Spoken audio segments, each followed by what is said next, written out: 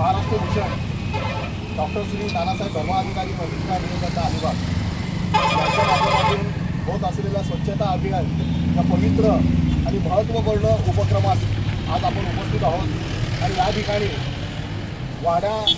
वाड्याचे PI केंद्रे साहेब आज इथे आपल्याकडे उपस्थित राहिलेले आहेत। त्याचबरोबर PJ हायस्कूलचे चेअरमन आंबवणे साहेब उपस्थित आहेत आणि सर्व मान्यवर या ठिकाणी आज या ठिकाणी उपस्थित राहिले। त्याचबरोबर या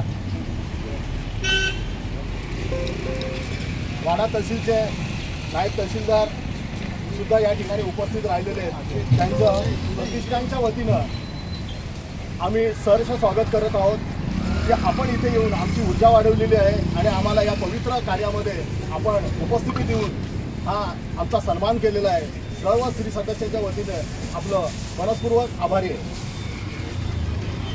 आणि मान्यवर इथं आलं म्हणजे त्यांचं आपण स्वागत करणे हे आपलं कर्तव्य आहे। या दृष्टिकोनातून आज PI साहेब इथे केंद्रे साहेब आलेले आहेत। त्यांचं स्वागत करण्यासाठी आमचे सावंत सर यांना मी विनंती करतो की त्यांचं पुष्पगुच्छाने स्वागत करा।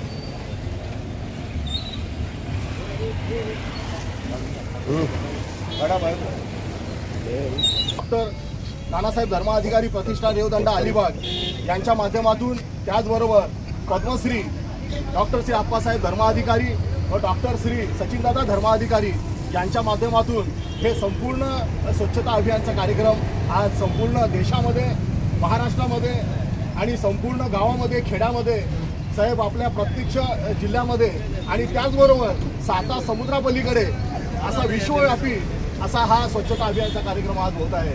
या सर्वांचा अभिमानाचा एक भाग आपण बोलतोय की आपल्या या संपूर्ण देशामध्ये आणि देशाच्या बाहेर स्वच्छता अभियान विश्वव्यापी कार्यक्रम आज होत आहे।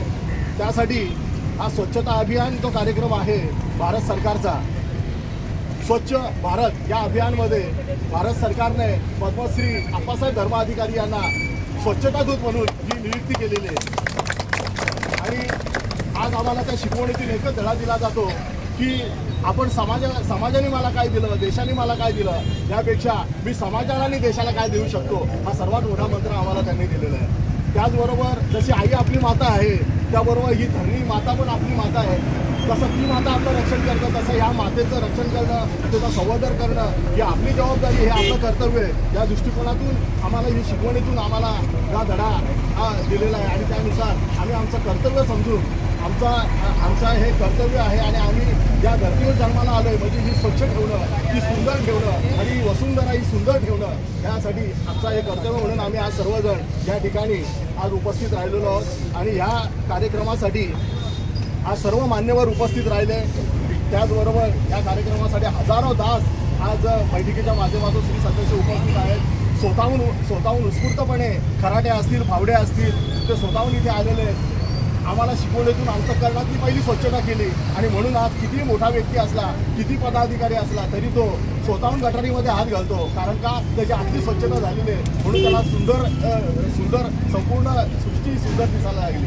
त्यामुळे या सर्व कार्यक्रमामध्ये डॉक्टर श्री नानासाहेब धर्माधिकारी प्रतिष्ठानच्या वतीने आणि त्याचबरोबर पद्मश्री आप्पासाहेब धर्माधिकारी आणि डॉक्टर श्री सचिनदादा धर्माधिकारी यांच्या मार्गदर्शनाने हा कार्यक्रम होत आहे आणि पूर्ण हा कार्यक्रम त्यांच्या मार्गदर्शनाने होऊन पुढे त्याचा आपण संपूर्ण वाड्या शहरामध्ये अखंड त्याची स्वच्छता करून त्या ठिकाणी आपला कार्यक्रम करत आहोत। तर इथले मान्यवर जे आहेत, केंद्र साहेब आहेत, त्याआधी की आज गोपालराव साहेब सुद्धा इथे नगरपंचायतचे नगरसेवक महाराष्ट्र भूषण डॉक्टर धर्माधिकारी साहेब आणि त्यांचं परिवार या संस्थेच्या मार्फत जगभरात आज जे अभियान राबवत आहे हे अभियान आपल्याला सर्वांना माहितीचे आहे की गाडगे महाराजांपासून, हिंदूच्या संतांपासून ते अगदी अलीकडं आपले पंतप्रधान नरेंद्र मोदींपर्यंत सर्वांनी याला इतकं पाठबळ दिलेलं आहे, इतके प्रयत्न केले आणि त्या प्रयत्नाला तुम्ही सगळे हा मोठा परिवार हातभार लावताय। हा संदेश जगभर जाण्यासाठी जगामध्ये ज्या प्रगत देशांमध्ये जी स्वच्छता, सुंदरता, मेंटेनन्स करण्याची सवय ही आहे ती सवय आपल्याकडच्या नागरिकांमध्ये यावी यासाठी तुम्ही स्वच्छता दूत म्हणून श्री धर्माधिकारी यांच्या नेतृत्वात जे काम करताय ते अत्यंत स्तुत्य आहे, वंदनीय आहे.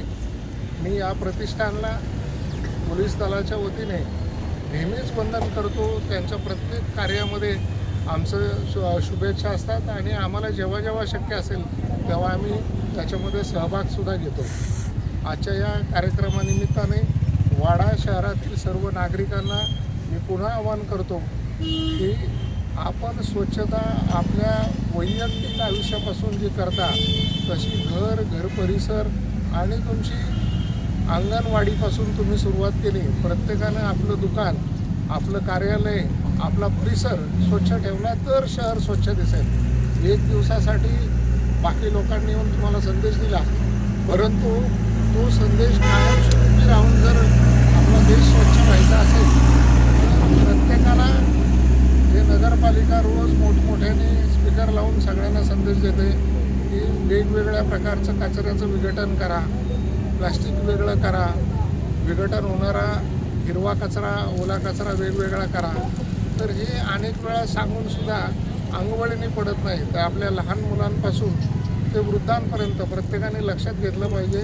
लहान मुलाला दुकानातनं चॉकलेट घेतलं तर त्याचं रॅपर कुठल्याही परिस्थितीत ते कवर मी डस्टबिनमध्येच टाकेल आणि दुकानदाराला मी डस्टबिन उपलब्ध करून देईल याची 100% शाश्वती जोपर्यंत होत नाही, तसा आग्रह तुम्ही लोक धरत नाही तोपर्यंत याची सुरुवात शेवटाला जाणार नाही. तर ही सुरुवात न